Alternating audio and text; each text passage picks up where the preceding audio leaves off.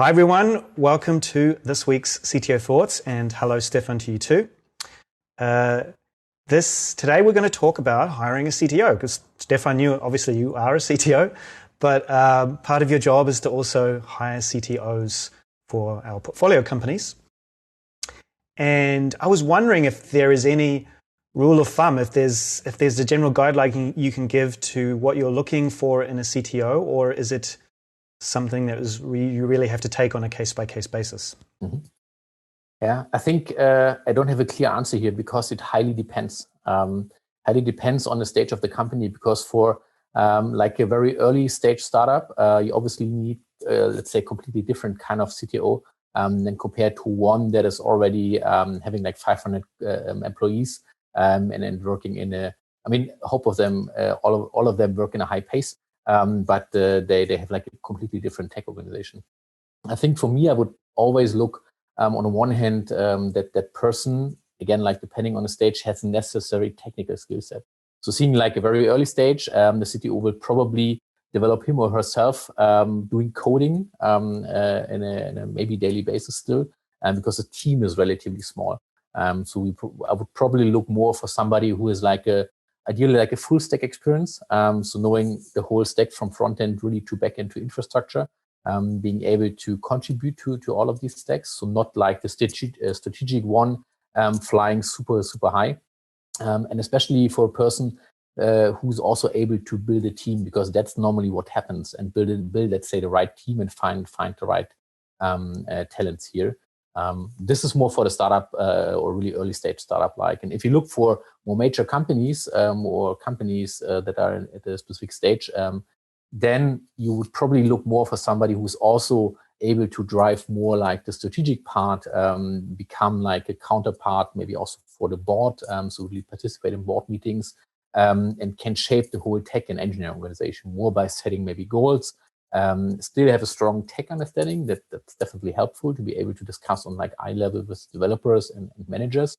But if the change is more going really in building the tech organization, introducing the right processes, maybe tools, making sure that something like measurability is there, that you have like maybe SLAs in place, and so on and so forth. And that's like typically like a different kind of person that you're then looking for. So yeah, would you say there's typologies of CEO? Like I think I've seen CTO. I've seen articles talking about different personas for the CTO, like the technical CTO, the entrepreneurial CTO.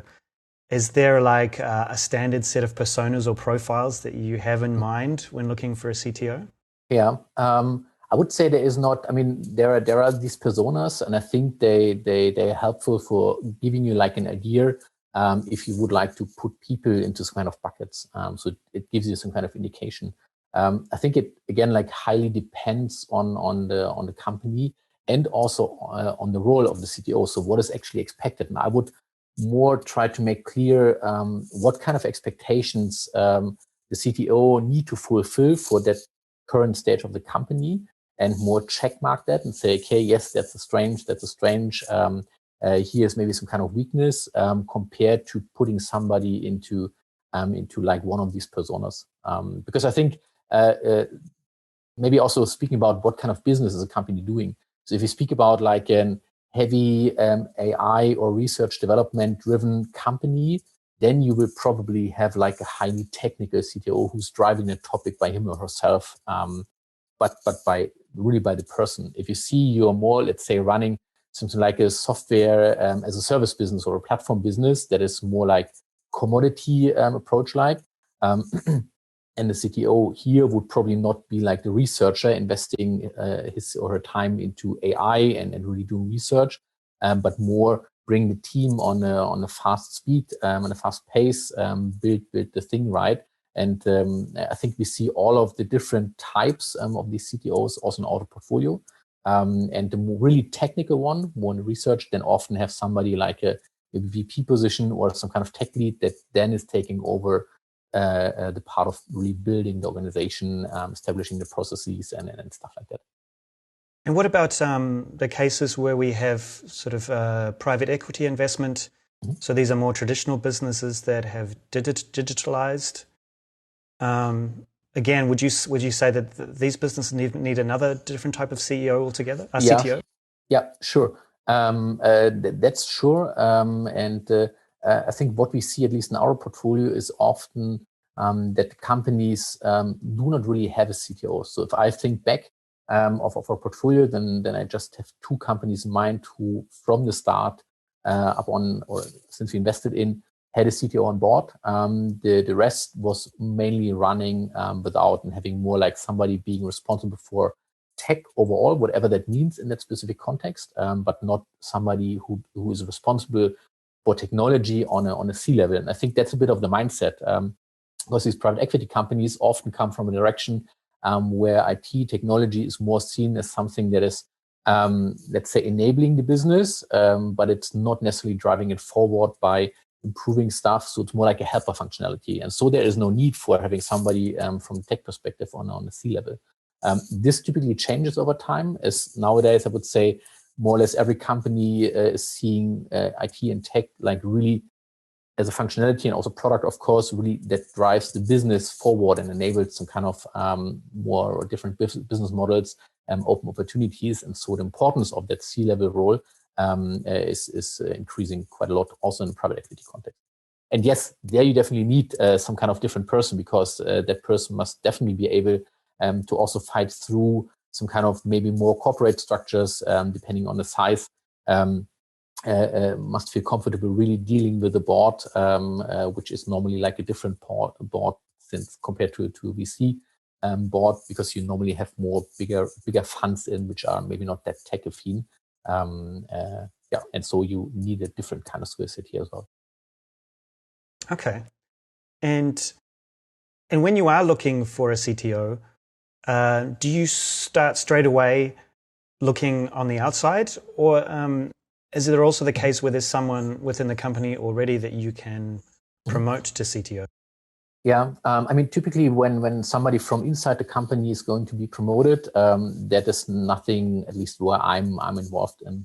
So we have cases like that, and then it's more like that person actually grew up over time, stepped up the career ladder, and then actually become the CTO of that company, which is definitely for a company that already exists quite a while in the market, can be a very good idea, because that person knows all of the insights, it knows all of the, or it has relationships within the company, so it's much easier for the person to start in that role.